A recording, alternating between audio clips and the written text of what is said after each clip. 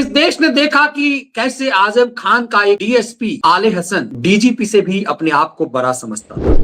नोएडा के एक मामले को सुप्रीम कोर्ट ने इतना बड़ा बना दिया कि कह दिया कि उत्तर प्रदेश में रूल ऑफ लॉ नहीं है। तब आपको लगेगा कि कैसे इस देश को, इस पूरे सिस्टम को सोरस एंड गैंग चलाता है। जिस आदमी को रेप और मर्डर के मामले में सजा दी गई, उसको आप आज बरी कर रहे हो, तो अपने जजों के ऊपर कार्रवाई करनी चाहिए, हाई कोर्ट के जजों के ऊपर, ट्रायल कोर्ट के जजों के ऊपर। आजम खान के ऊपर इतनी सजा है कि वो तिहाड़ जेल में, वो उत्तर प्रदेश के जेलों में बंद है। इस जन्म में उसे अब बाहर नहीं निकल सकता। उस मुख्तार अंसारी का आतंक था। नमस्कार, कैसे हैं आप?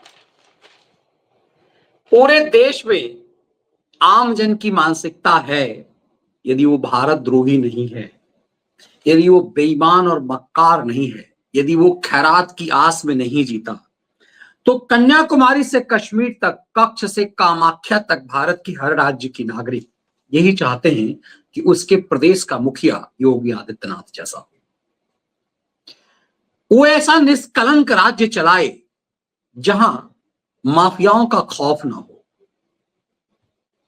उत्तर प्रदेश में आमतौर पे ये धारणा रही कि यहां जब तक अखिलेश यादव का राज था 2017 तक, एक समुदाय विशेष और एक जाति विशेष के लोगों के ऊपर एफआईआर दर्ज करने की अघोषित रूप से मनाही थी। इस देश ने देखा कि कैसे मुजफ्फरनगर में आजम खान के निर्देश पर 2 हत्यारे के खिलाफ दर्ज एफआईआर पुलिस को वापस करनी पड़ी। इस देश ने देखा कि कैसे आजम खान का एक डीएसपी आले हसन डीजीपी से भी अपने आप को बड़ा समझता था। इस देश ने देखा है इसी उत्तर प्रदेश में मुख्तार अंसारी, अतीक अहमदों के खौफ को लोग कांपते थे। मिलोडो की सिट्टी पिट्टी गुम हो जाती थी। ये जो आज हाई कोर्ट में बड़े बड़े जज साहब है ना, जो एक रिटायर हो गए ना, इलाहाबाद हाई कोर्ट में ही थे, हैसियत और औकात नहीं थी कि अतीक अहमद के मामले की सुनवाई कर सकें। 11 जज अतीक अहमद के मामले को छोड़ गए। जिस 12वें जज ने अतीक अहमद के मामले को छुआ, उसने बेल दे दिया। उत्तर प्रदेश में ये वो दौर था कि जुडिशियरी के जज कांपते थे मुख्तार और अतीक के सामने में। मुख्तार का एक अलग रौब चलता था। बिहार में हम सब ने जंगल राज देखा है लालू यादव के दौर को। बंगाल में आज क्या स्थिति है? सुप्रीम कोर्ट ने बंगाल पर आज तक टिप्पणी नहीं की, लेकिन जानते हैं उस देश की सबसे बड़ी अदालत ने क्या कहा है? देश की सबसे बड़ी अदालत ने कहा है कि उत्तर प्रदेश में लॉ एंड ऑर्डर नहीं है, रूल ऑफ लॉ नहीं है उत्तर प्रदेश में। हमारे देश की सुप्रीम अदालत को उत्तर प्रदेश में रूल ऑफ लॉ नहीं दिखता। कानून का राज हमारे मिलोडों को उत्तर प्रदेश में नहीं दिख रहा है। सुप्रीम कोर्ट ने बंगाल सरकार को नहीं, सुप्रीम कोर्ट ने तमिलनाडु सरकार को नहीं, यूपी सरकार को जलील करते हुए कहा है कि तुम्हारे यहां रूल ऑफ लॉ नहीं है, आप कांप जाएंगे हिल करके। तो क्या इस देश का सुप्रीम कोर्ट किसी खास एजेंडे में है? क्या सिर्फ उनके यहां रूल ऑफ लॉ है? जिसका खुद जुडिशियरी का जज रुपए की बोरियों सबूत और साक्ष्य मिलते हैं, वो सुप्रीम कोर्ट उसका ट्रांसफर कर देता है। ऐसे बेईमान मिलोड जिसके पूरे पर पूरा देश चीख रहा है, उसे ट्रांसफर कर देता है। लेकिन उत्तर प्रदेश में उसे रूल ऑफ लॉ नहीं दिखाई देता। सुप्रीम कोर्ट बोला उत्तर प्रदेश में कानून का शासन धराशायी है। किसी एक थाने में कुछ हो सकता है। मैं व्यक्तिगत रूप से मेरा भी मानना है कि आज की तारीख में भी पूरे उत्तर प्रदेश में योगी बाबा हंटर नहीं चला पाए हैं।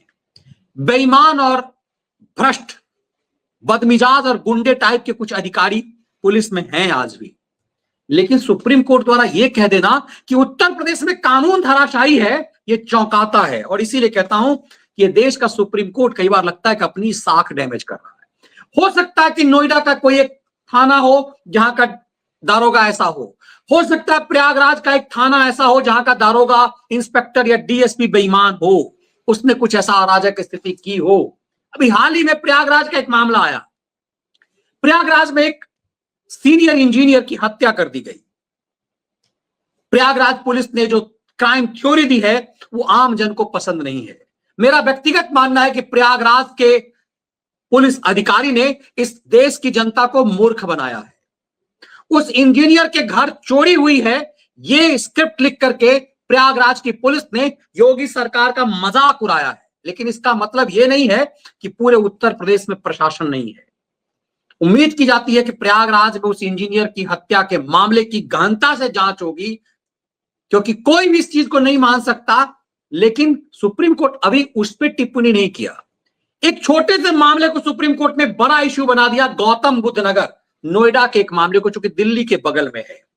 नोएडा के एक मामले को सुप्रीम कोर्ट ने इतना बड़ा बना दिया कि कह दिया कि उत्तर प्रदेश में रूल ऑफ लॉ नहीं है।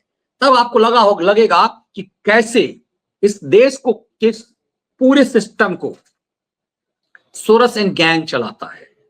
जिस देश में सबसे बेहतरीन rule of law Uttar Pradesh का माना जाता हो, जहां किसी माफिया की हिम्मत नहीं होती हो, जहां अतीक अहमद और मुख्तार अंसारी जैसे माफिया मिट्टी में मिल गए हों, आजम खान जैसा हैबिचुअल क्रिमिनल जेल में सड़ रहा हो, जहां ऑपरेशन लंगड़ा का खौफ ऐसा हो कि अपराधी अपराध करने से डरते हों, उस राज्य में सुप्रीम कोर्ट को लॉ एंड ऑर्डर नहीं दिख रहा। जरा सुनिए, सुप्रीम कोर्ट ने सोमवार को कहा कि यूपी कानून का में रूल ऑफ लॉ पूरी तरह से धराशायी हो गया उत्तर प्रदेश में।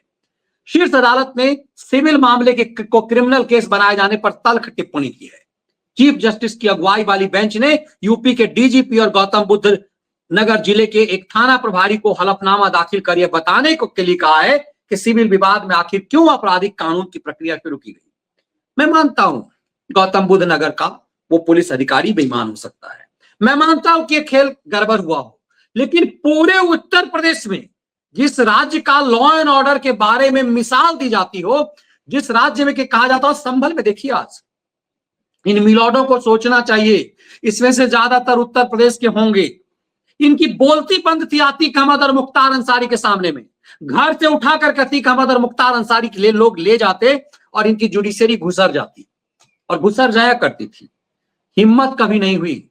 इन कोर्ट फिक्सरों के संरक्षण में इसी सुप्रीम कोर्ट ने मुख्तार अंसारी और अतीक अहमदों को कैसे बचाया है। वो सुप्रीम कोर्ट इस देश को मजाक बना रहा है। वो भी दुखद यह है कि चीफ जस्टिस ऑफ इंडिया की कोर्ट के सामने ऐसा हो रहा है। अब देखिए, मामले में 2 आरोपितों की ओर से सुप्रीम कोर्ट में याचिका दायर की गई और उसके वकील चांद कुरैशी हैं वकील, इलाहाबाद हाईकोर्ट के फैसले को चुनौती दी। हाईकोर्ट ने उनके खिलाफ दर्ज क्रिमिनल केस को रद्द करने से इनकार कर दिया था।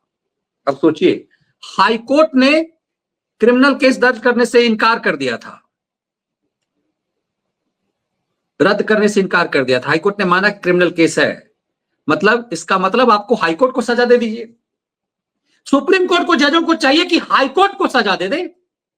आपकी हाईकोर्ट के माइलॉर्ड ने ऐसा किया। हाईकोर्ट का माइलॉर्ड कह रहा है कि हाँ, ये क्रिमिनल केस बनता है। आप बहुत परम ज्ञानी हैं, इतने परम ज्ञानी है कि आपका मिलॉर्ड, आपका जज दिखाई देता है दिल्ली के अंदर कि सैकड़ों करोड़ रुपए की बोरियां पड़ी हुई है, उसे जलाया जा रहा है और आप उस जज का ट्रांसफर कर देते हैं। तो रूल ऑफ लॉ तो मिलॉर्ड आप क्या नहीं है, रूल ऑफ लॉ तो अपने यहां पहले स्थापित कीजिए। सवाल यह है कि इलाहाबाद हाईकोर्ट ने यदि ये जजमेंट दिया है तो सबसे पहले यदि गड़बड़ है तो यूपी पुलिस से ज्यादा तो इलाहाबाद हाईकोर्ट गड़बड़ है। दरअसल यही खेल है। ये खेल है एक बड़े प्लान के तहत योगी आदित्यनाथ की साख चौपट करने का।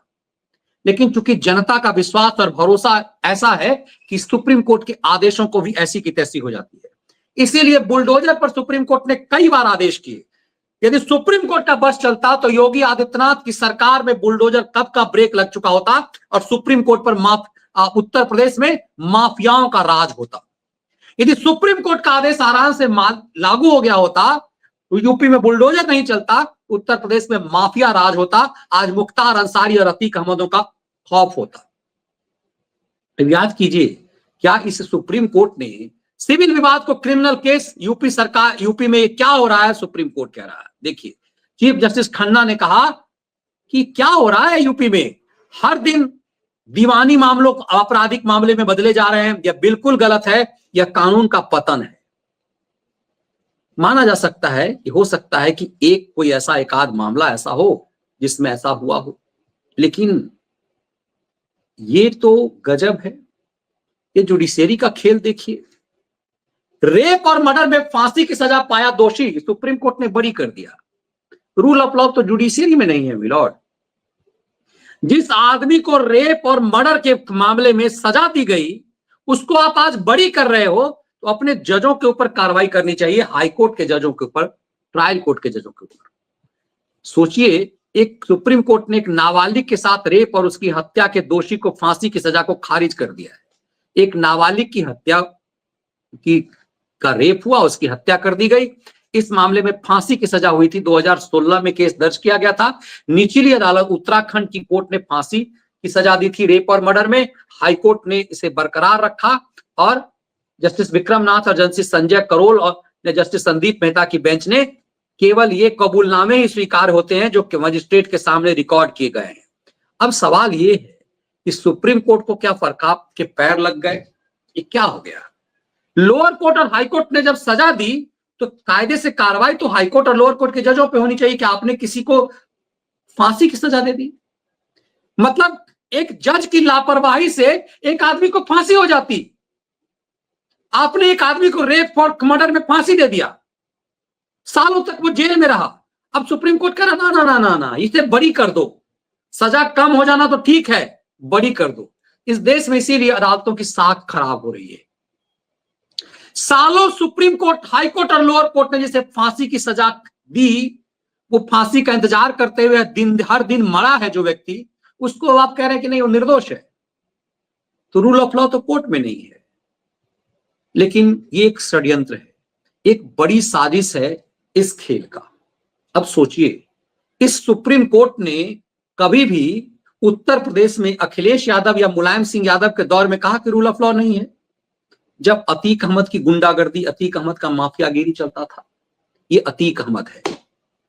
अतीक अहमद की माफियागिरी ऐसी थी कि इसका भाई के बारे में एक इंटरव्यू में इस किताब के जो एक राइटर हैं, सीनियर जर्नलिस्ट, उन्होंने कहा कि अतीक का जो भाई अरशद जो मारा गया, उसे लड़कियों का ऐसी बीमारी थी कि प्रयागराज इर्द गिर्द जहां भी कोई लड़की उसे पसंद आ जाती थी उसे उठवा लेता था। ये चलता था उत्तर प्रदेश में। तब उत्तर प्रदेश में कभी मिलॉर्ड ने नहीं कहा कि रूल ऑफ लॉ नहीं है यहां पे। अब देखिए, ये अतीक अहमद जिसका मन करता है उसकी संपत्ति दर्ज कर लेता था, कब्जा कर लेता था। अब सुनिए जरा सा, अतीक अहमद को मसीहा मानने वाले मुसलमानों की खबर पढ़नी चाहिए। 71 करोड़ की संपत्ति जब्त, वक्फ जमीन को अतीक के परिवार का कब्जा। सिर्फ वक्फ की जमीन जो है ना, वो भी 71 करोड़ अतीक ने कब्जा किया हुआ था। प्रयागराज के वक्फ संपत्तियों पर माफिया डॉन अतीक अहमद और उसके परिवार द्वारा का अवैध कब्जा था। सुन्नी वक्फ बोर्ड के मंडलायुक्त प्रयागराज की जांच में यह बात सामने आई है कि करीब 71 करोड़ रुपए वक्फ की संपत्ति अतीक ने कब्जा कर रखा हुआ था। जांच में पाया गया कि प्रयागराज बोर्ड के तत्कालीन मुतलवी सैयद मोहम्मद आशियान ने अतीक के परिवार को यह संपत्ति कब्जा करने में मदद की और पैसे की उगाही की। इसके बाद मुतलवी को पद से हटा दिया गया, एक नया मुतलवी नियुक्त किया गया। अतीक अहमद के पास अरबों की संपत्ति थी। अतीक अहमद का आतंक था। इस अतीक अहमद के खौफ के कारण कहा जाता है जजों की पतलून गीले हो जाते थे। जजेज इस अतीक अहमद के मामले की सुनवाई नहीं करते। तब तो कभी नहीं कहा गया कि उत्तर प्रदेश में लॉ एंड ऑर्डर नहीं है, उत्तर प्रदेश में कानून का राज नहीं है।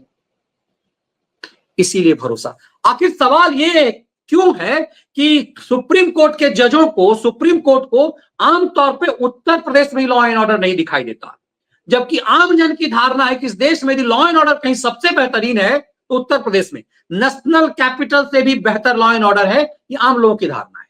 इक्का दुक्का घटना है। मैं फिर कह रहा हूं, नोएडा का वो पुलिस अधिकारी दोषी हो सकता है, पैसे लेकर के कुछ पुलिस अधिकारी ने खेल किया हो, प्रयागराज में ये खेल हो सकता है, लेकिन पूरा उत्तर प्रदेश में लॉ एंड ऑर्डर नहीं है। ये दरअसल सुप्रीम कोर्ट की टिप्पणी भारत द्रोहियों के हाथ में, खैरातियों के हाथ में एक मुद्दा ठहराने के लिए है कि वो उत्पात मचा सके और माफियाओं का मौज हो सके। आप चौंक जाएंगे, इसी उत्तर प्रदेश में अतीक अहमद छोड़िए, मुख्तार अंसारी हुआ करता था। इस मुख्तार अंसारी के आतंक को जरा देखिए। इस वीडियो इस समय कानून का रास्ता मिला। ये जब मुख्तार अंसारी पुलिस जीप में दंगा करवा रहा है और ऐसे घूम रहा है, ये देखिए, ये पुलिस से भी सुप्रीम बना होता था उस समय। रूल ऑफ लॉ था उत्तर प्रदेश में। ये उत्तर प्रदेश में रूल ऑफ लॉ है। ये आज मिट्टी में मिला दिया गया है। मर गया, कुत्ते की मौत मर गया, 72 उड़ों के पास चला गया। इससे कांपता था पूरा उत्तर प्रदेश, इससे कांपते थे सुप्रीम कोर्ट और हाई कोर्ट के जज। इसके ऊपर दर्जनों केस थे, लेकिन कोई भी कार्रवाई नहीं होती थी। जब योगी आदित्यनाथ आए तो ये पंजाब के रोपर जेल में बंद हो गया और कपिल सिब्बल जैसे वकील, दर्जनों वकील ये पंजाब से यूपी न आ सके, इसके लिए प्रयासरत थे और सुप्रीम कोर्ट उन कोर्ट फिक्सर्स वकीलों के लिए रेड कारपेट बिछाए हुए थे। ये रूल ऑफ लॉ है क्या? उस समय उत्तर प्रदेश में रूल ऑफ लॉ था? ये सरकार है वहां पे उस समय की स्थिति देखी। ये घटना कब की है? अक्टूबर 2005 की घटना है ना? ये अक्टूबर 2005 की घटना है। मुलायम सिंह यादव की सरकार हुआ करती थी उत्तर प्रदेश में उस समय में। मुलायम सिंह यादव की सरकार थी। मऊ के दंगे के दौरान मुख्तार अंसारी पर राम प्रताप यादव की हत्या करने का आरोप था। भरत मिलाप कार्यक्रम के दौरान अराजक तत्वों द्वारा किए गए पथराव के बाद मऊ में दंगा भड़का। करीब 13 दिन तक चली सांप्रदायिक हिंसा में अनेक लोग घायल हुए। एक प्राइवेट टीवी चैनल ने दंगे के दौरान मुख्तार अंसारी को एक खुली जीप में घूमते हुए दिखाया था, लेकिन मुख्तार अंसारी का दावा था कि वह उग्र भीड़ शांत करने गया था। ऐसा दंगाई था। और आजम खान के बारे में तो आप जानते ही हैं, 100 से ज्यादा एफआईआर है आजम खान के खिलाफ। आजम खान के ऊपर इतनी सजा है कि वो तिहाड़ जेल में, वो उत्तर प्रदेश के जेलों में बंद है। इस जन्म में उसे अब बाहर नहीं निकल सकता। उस मुख्तार अंसारी का आतंक था। उसका आतंक संसद भवन के अंदर भी इस कदर था कि पीठ पर बैठी पीठासीन अधिकारी के साथ वो बदतमीजी करता था। पार्लियामेंट के अंदर रमा देवी जो लोकसभा के अध्यक्ष की कुर्सी पर बैठी थी, उसके साथ उसने बदतमीजी की और बदतमीजी करके कहा कि मैं माफी नहीं मांगता। उसके बदतमीजी का लेवल इस कदर था कि वो पुलिस अधिकारियों के साथ घरेलू नौकर की तरह व्यवहार करता था। वो डीएम से कहता था कि मायावती के पैर के जूते सब साफ करवाऊंगा। ऐसा आतंक उसका था कि उसका डीसीपी आले हसन डीजीपी से भी बड़ा होता था। ऐसा आतंक था उत्तर प्रदेश में। उत्तर प्रदेश में ऐसा आतंक था कि एफआईआर दर्ज नहीं होती थी एक खास जाति के खिलाफ, एक खास मजहब के लोगों के खिलाफ। उस समय सुप्रीम कोर्ट ने नहीं कहा कि वहां रूल ऑफ लॉ नहीं है। लालू यादव का आतंक ऐसा था, उसके दौर में जंगल राज था, लोग बिहार छोड़ के भाग गए, पूरे बिहार का पलायन हो गया, पूरे बिहारी बाहर जाके मजदूर बन गए। सुप्रीम कोर्ट ने नहीं कहा कि रूल ऑफ लॉ नहीं है। पटना हाई कोर्ट ने कहा था जंगल राज है बिहार में, लेकिन सुप्रीम कोर्ट ने नहीं कहा कि रूल ऑफ लॉ नहीं है वहां पे। और जिस प्रदेश में रूल ऑफ लॉ सबसे बेहतरीन है, उस प्रदेश में सुप्रीम कोर्ट को रूल ऑफ लॉ नहीं नजर आता। और जब ऐसा रवैया सुप्रीम कोर्ट का होता है तो लोग पूछते हैं क्या rule of law milord supreme court में है? Justice Verma rule of law का काम कर रहे थे। जस्टिस वर्मा के घर पे बोरियों में मिले गड्डी जो इतने सारे मिले थे, जले अधजले, वो कहां गायब हो गए? किन जजों को बांट दिया गया? किस वकील के मार्फत से आया था वो पैसा? किस केस में जजमेंट दिया गया? लोग ये कहते हैं कि वकील करने की क्या जरूरत है। ये लोगों की आम धारणा हो गई है कि वकील करने की क्या जरूरत है, अपनी संपत्ति बेच करके जज को खरीद लो। रूल ऑफ लॉ तो पहले सुप्रीम कोर्ट में लागू हो जाए, जुडिशियरी में लागू हो जाए, लेकिन इस देश को डाइजेस्ट नहीं होता कि जिस प्रदेश का रूल ऑफ लॉ सबसे बेहतर माना जाता है। रामराज कहीं नहीं है, रामराज उत्तर प्रदेश में भी नहीं है। उत्तर प्रदेश में भी ऐसे ऐसे पुलिस वाले हैं जो आज भी माफियाओं से कमाई कर रहे हैं। ये सच हो सकता है, कुछ थाने ऐसे हैं, लेकिन आप पूरे एक थाने में कुछ यदि गड़बड़ी पाई गई तो आप पूरे प्रदेश में रूल ऑफ लॉ नहीं है। आपने बंगाल के लिए तो रूल ऑफ लॉ नहीं कहा। बंगाल में इतने हिंदुओं का नरसंहार हुआ, बंगाल में संदेश खाली वाला पाप हुआ, आपने नहीं कहा कि वहां रूल ऑफ लॉ नहीं है। आज बंगाल की सरकार सुप्रीम कोर्ट के आदेश को जूतों के तले रौंद रही है। सुप्रीम कोर्ट ने नहीं कहा कि बंगाल में रूल ऑफ लॉ नहीं है। शाहजहां शेख का अत्याचार ऐसा था, सुप्रीम कोर्ट ने नहीं कहा कि रूल ऑफ लॉ नहीं है। चुनाव के समय में बूथ लूटे जाते हैं, आज के डेट में देश में कहीं नहीं होता, सिर्फ बंगाल में होता है। रूल ऑफ लॉ नहीं कहा गया। इसीलिए जब सुप्रीम कोर्ट ऐसी टिप्पणी करता है, और सुप्रीम कोर्ट की टिप्पणी ज्यादातर उत्तर प्रदेश के लिए क्यों करता है, यह अपने आप में चौंकाता है। इसीलिए संदेह जुडिशियरी पर बढ़ता है, न्याय पर विश्वास डिगता है। नुपुर शर्मा के मामले में यू लेडी तुम ही दोषी हो, मतलब सुप्रीम कोर्ट ने ध्यान भी नहीं दिया कि एक महिला आई, उसके ऊपर दर्जनों केस दर्ज कर दिए, उसने कुछ भी ऐसा नहीं कहा। जो उसने वही बात कही जो इस्लामिक आदर्श बना हुआ एक व्यक्ति, जो भारत द्रोही, जो छुपा हुआ है मलेशिया में, जाकिर नायक, उसने जो कहा था उसी की बात दोहराई। उसने कुरान शरीफ में जो लिखा वही बात दोहराई। उसके लिए राजस्थान में सर तन से जुदा कर दिया गया।